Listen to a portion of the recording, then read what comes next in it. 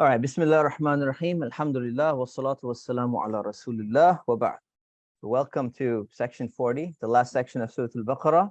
We are on verse 284. Allah says, Lillahi ma fi samawati wa ma fil ard. To Allah belongs everything in the heavens and on the earth. So basically, Allah is in control of everything that exists. وَإِن تُبْدُوا مَا فِي أَنفُسِكُمْ أَوْ تُخْفُوهُ يُحَاسِبُكُم بِهِ اللَّهُ. Whether you show what is in your mind or you hide it, Allah will hold you accountable for it. So this basically means that if people have bad intentions in their mind, outwardly, it's going to look like they're doing good deeds. They're giving charity, they're being nice to somebody. But if they have an evil, bad intention or insincere intention in their mind, it says, whether you show that or whether you hide it, because this is what people do, they hide their bad intentions, Allah is going to hold you accountable for it, right? Because Allah knows the truth. So it's a warning. I think basically Allah controls everything. He owns everything in existence, including you, including your body. He has the ability to know what is in your mind. So if you're all the bad things that's going on in your mind and you're pretending to be something that you're not, remember that if you're doing something bad, Allah knows that and He's going to hold you accountable for that. فَيَغْفِرُ لِمَن يَشَاءُ وَيُعَذِّبُ مَن يَشَاءُ. But He will forgive whom He wishes and He will punish whom He wishes. So when Allah mentions something, first He begins by talking about His power, how much He has control over everything. Then He says, you better watch out. So He threatens you. And then right after the threat comes, but He can forgive you if you made a mistake. And even if you did something wrong, you ask Allah for forgiveness, you can be forgiven. So He will forgive whomever He wants, whomever He wishes. Now, why would Allah forgive somebody? Well, this is out of His mercy. Allah is merciful. He's not going to forgive everyone for everything, because then that would not be justice. That would not be wisdom. But He chooses to forgive out of His wisdom who He wants, and وَيُعَذِّبُ مَن يَشَاءُ, and He will punish whom He wishes. And the punishment will be out of His justice and out of His wisdom. Wallahu ala kulli shay'in qadir. Allah can do all things. So if we look at this last section right here that's starting now, this section is connected to the first section of Baqarah. It's called symmetry in like literature and in poetry. You'll find that the beginning is related to the end, so it kind of balances things out, and then you have like something in the middle that's kind of like mixed on both sides. So Surah Al-Baqarah is a beautifully balanced surah. If you were here when we covered Ayat al-Kursi, verse 255, we talked about the symmetry and how there's 9 sections in the Ayat al-Kursi, and each one kind of balances each other out, and there's one like right in the middle of the 5th verse. It kind of like has a connection between the two things. Surah Al-Baqarah is similar. It started out by describing who are the believers, who are the disbelievers, who are the hypocrites. Here it's ending with this idea of closing that Allah knows everything, He's in control. You know, make sure you're a believer, make sure you're not in the disbeliever category. And then if you look right in the middle of the surah, it's really interesting. You have 286 verses. What is half of that? It's pretty not that difficult math I'm asking you guys to do. 143. And if you look at verse 143, it says, we have created you as a middle nation, directly in the middle of the surah. So beautifully balanced. Beginning is connected with the end, and the middle verse right there is talking about being in the middle. So a lot of people don't recognize these things, but it's really beautiful. So that's the first thing. Second thing is that what it talks about, these things that what's in your mind of evil intentions, right? Allah does not hold you accountable for involuntary evil thoughts. So if you all of a sudden be like somebody, makes fun of you, I want to feel like punching that person in the mouth, and you're like, oh no, I shouldn't do that. Allah's not going to hold you accountable for something that's just involuntary, just completely comes to your mind. It's a fleeting thought. It comes and then quickly it goes and you stop.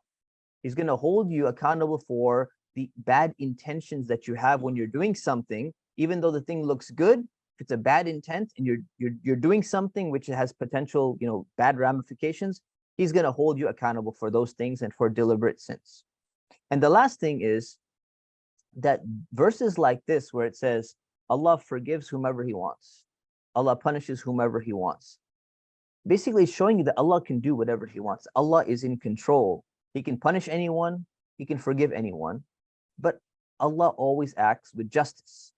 The reason why verses like this are mentioned is to emphasize the power of Allah. It started by Lillahi ma fis samawati wa ma fil ard, that Allah owns and controls everything in the heavens and the earth. So some verses, they emphasize the power of Allah. And then there are other verses which emphasize personal responsibility, that if you do this, then this is what's going to happen. And if you do that, then this bad thing is going to happen to you. If you want a holistic theory of morality and accountability and how Allah is going to judge you, you can't just take one set of verses and only look at that. You have to look at all the verses to get a holistic theory of, hey, how does Allah judge people?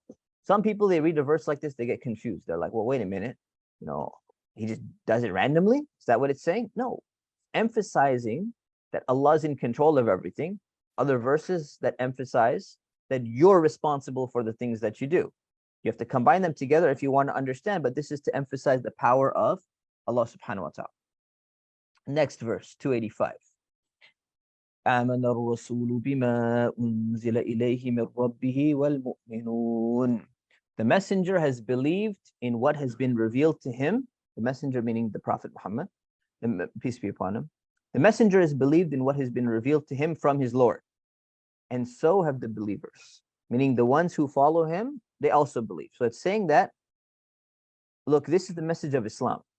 If you remember all the way at the beginning of the surah, it says, it's a guidance for the muttaqin, the people who are conscious of God. And then it defines who they are. The ones who believe in the unseen, and the ones who pray, and the ones who give charity. And it gives this description. And here, it's connecting back to that beginning description of who are these true believers and people who are pious. And it's saying, well, the messenger has believed in all the things that were revealed to him, the way that we told you in the beginning that you should be believing as well. It's great. We don't need a VPN. All right. So there's that. And so have the believers who are genuinely following his companions. They also believe in that. And therefore, كُلٌّ آمَنَ بِاللَّهِ وَمَلَائِكَتِهِ وَكُتُبِهِ وَرُسُلِهِ. They all believe in Allah. They believe in His angels. They believe in His books. They believe in His messengers. Like the core tenets of Islam. So if somebody comes along and says, okay, I believe in Allah, but I don't believe in the prophets, or I don't believe that the prophet, I believe in there's a creator, but I don't believe in the messenger. Islam is holistic. These are the core pillars and tenets of Islam. You have to accept them. Some people, there are people today, they're like, yeah, I want to be Muslim. I identify as Muslim, but I don't believe in the Prophet Muhammad. How can you be Muslim? Right? There are some people today, I guess they're tempted. They're like, I believe in Islam, but I'm not down with like Prophet Lut or Prophet Lot because of what's happening or whatever, some intellectual confusion. In Islam, you have to believe in all the prophets that were mentioned in the Qur'an and others that we don't know. So these are core tenets of Islam. لا نفرق بين أحد من رسله. So they say, people who have believed, the true believers, they say, we make no distinction between any of his messengers. Now, at that time, this verse was directed to the Jews who rejected Isa, who rejected Jesus and Prophet Muhammad, and the Christians who rejected Prophet Muhammad as well. So you go, well, if you're going to accept some of them, and they all came with the same message, why would you not accept the other one? What's the problem? So sometimes it was a racial issue. They're not from the children of Israel. Sometimes there was a cultural issue. Well, we are, those are Arabs. We're white Europeans, Byzantines, or something like that. So they're not interested in accepting. They're going to remain Christian. Or the Persians with the superiority complex. There are Christians like that as well.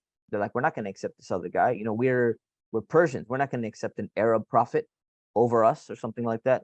Which ironically, for Persian Christians, they've accepted an Israelite prophet Jesus, over them. So what's the problem? In fact, I guess technically they believe an Israelite was God, wasn't Persian.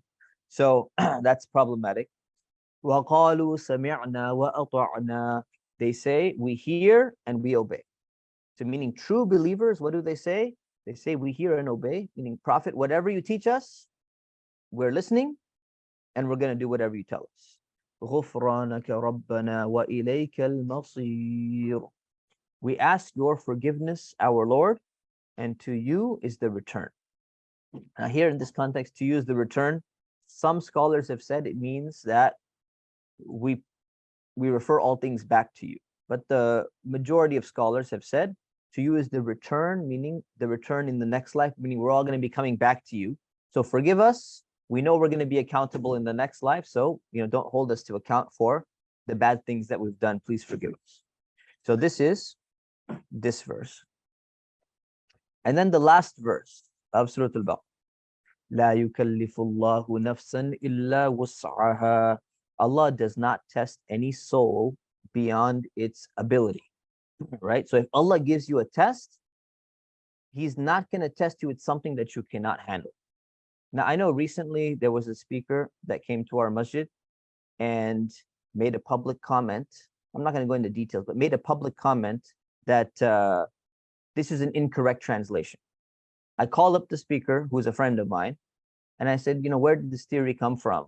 And he mentioned, he's like, yeah, I didn't think it through that much and this and that. I said, this is a very problematic theory that you've come up with, because if you say that Allah can test you beyond your capacity, then like, what is the inverse of what you're saying?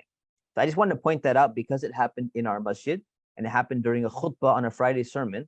I want to clarify that I reached out to that person, explained the situation. I listened to the khutbah, and I strongly disagree. And I realized that he told me, he's like, I didn't really think about the ramifications of what I was saying, so shouldn't have said it so strongly.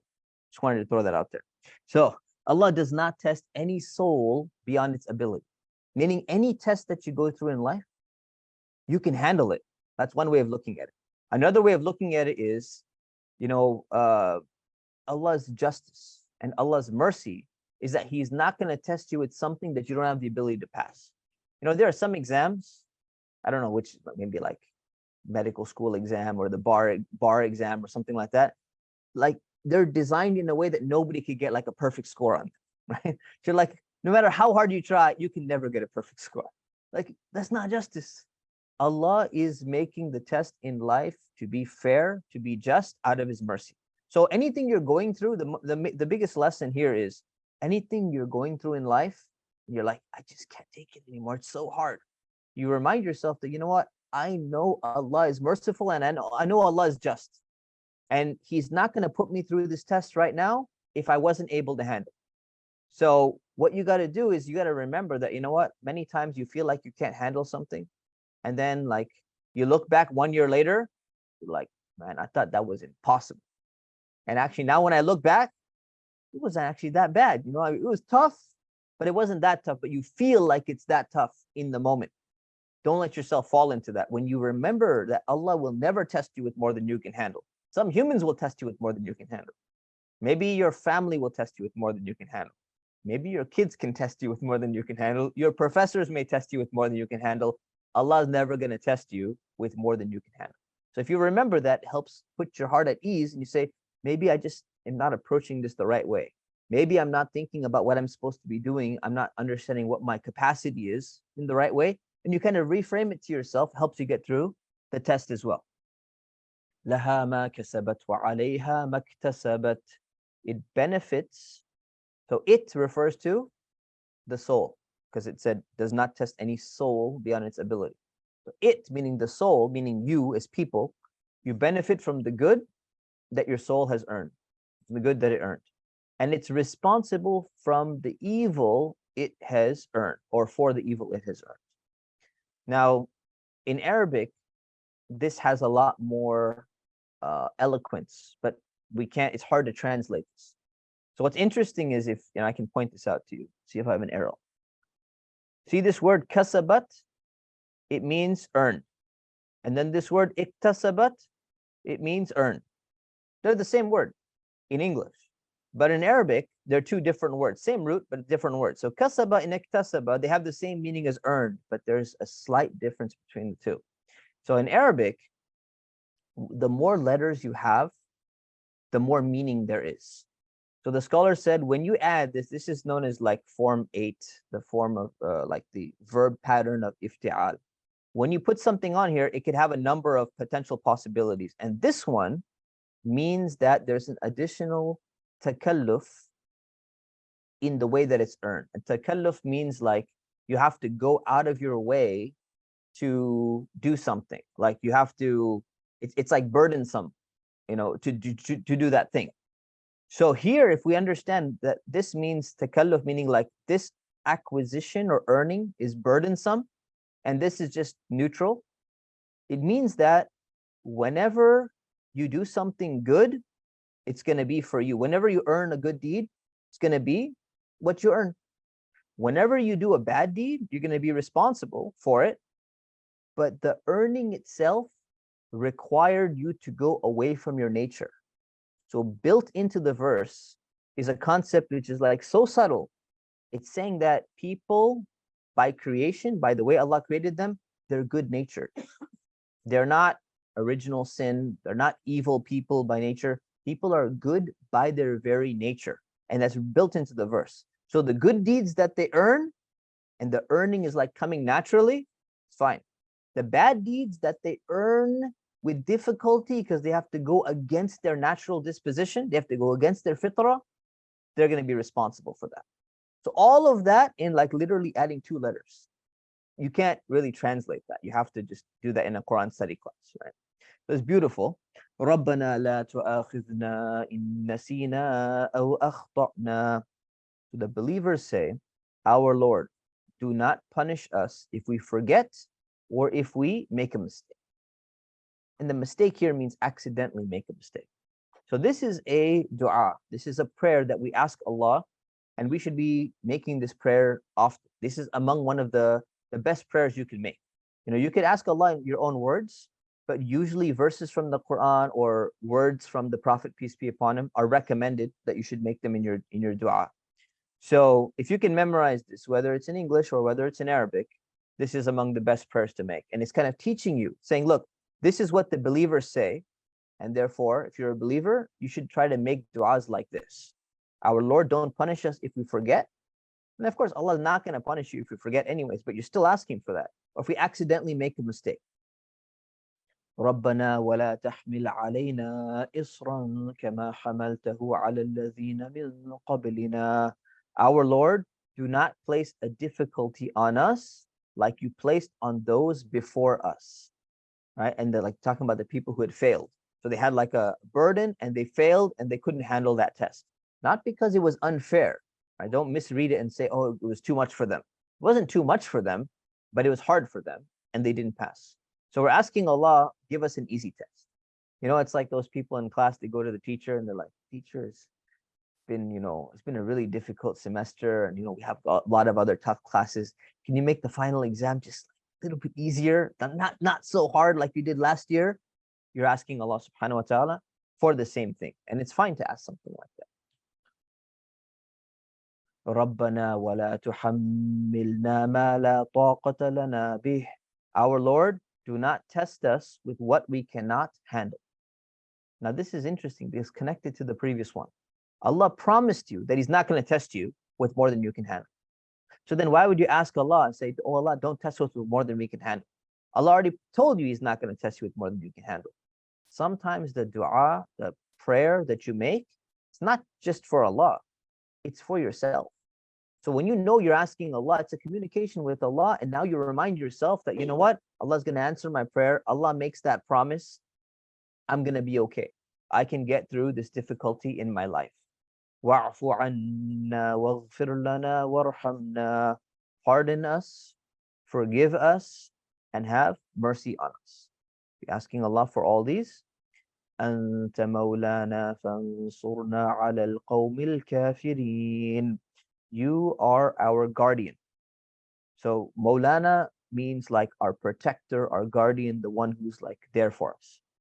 So grant us victory over the disbelieving people. The disbelieving people, these are the people who are the enemies of Allah. But there are some people who are not constantly fighting against Islam, but the ones who are fighting against the Muslims day in and day out, and most of the people in Arabia at the time, they were fighting against the Muslims. And you're asking Allah, give us victory, meaning let Islam, let the Muslims be safe, let Islam be, dominant in this region, and, let us be able to practice our religion. Very important dua as well, even for today, because we're dealing with two very extreme parties, extreme on the right and extreme on the left. Both of them have like animosity against Islam and against Muslims. So it's a very prominent dua to make, even in our American context, if not in the international world context. So that is it. We have completed Surah Al-Baqarah. It's been 40 sections, alhamdulillah, 286 verses. And what we're probably going to do is we're going to break until after Eid, because Eid is coming up very soon. And then we'll resume the class with Surah Al-Imran, which is chapter number 3, and we'll continue. That's only 20 sections. So we'll be able to finish it short, in a shorter span of time. And we'll continue in a similar format. And I have petitioned the board to approve milk, cookies, and snacks for every single session. Inshallah. Does that help motivate anybody to go? I'm sure it does. You don't have to raise your hand. But remember, whether you reveal your intention or you keep it concealed, Allah knows. Allah knows. All right, any questions? Maulana has many definitions. The word Mawla in Arabic is one of those words which has two contradictory definitions. So Mawla can mean master, and it can also mean slave. So it literally can mean two opposite things depending on the context. In this context, it means like protector or someone. It kind of means like master or protector. So yeah, it has a few different definitions, and then it also has the definition of like the technical applied definition. In some countries, they call people Maulana, which means to a scholar. They call them Maulana, which kind of means like our master, but not master in the sense of Allah. So you're allowed to refer to humans as Mawla. You're allowed to refer to them. Allowed to refer to Allah as Mawla as well, depending on the context. So there's some restrictions, but it has a lot of meanings. So some words in Arabic, they have opposite meanings. Like for example, the word qur. Qur refers to a woman's menstruation, but it has two opposite meanings. It could either refer to the menstruation period itself, or it could refer to the period of purity between two menstruations. So that's just the way Arabic is. It can refer to two sometimes completely opposite definitions or different meanings. All right, other questions? All right, questions about the food. Questions? No, alhamdulillah. So we'll conclude with that, and we will see you in a few weeks. We'll release a new flyer, inshallah, and is this time work for everyone? Wednesday is a good time? Okay, so we're going to keep it at this time, inshallah. 40 minutes before Maghrib during this season? So you're saying before the time change, basically, yeah. That's possible maybe for like 2 months or something like that. Anyone else prefer that? Like 40 minutes before Maghrib? Prefer? Anyone does not like that time? It doesn't work for them because they're working or something like that. A few people? Okay. So let me think about it and consult inshallah ta'ala, and we'll get back to you. All right. Subhanakallahumma bihamdik. Ashhadu an la ilaha illa ant. Astaghfiruka wa atubu ilayk. Assalamu alaikum wa rahmatullahi wa barakatuh.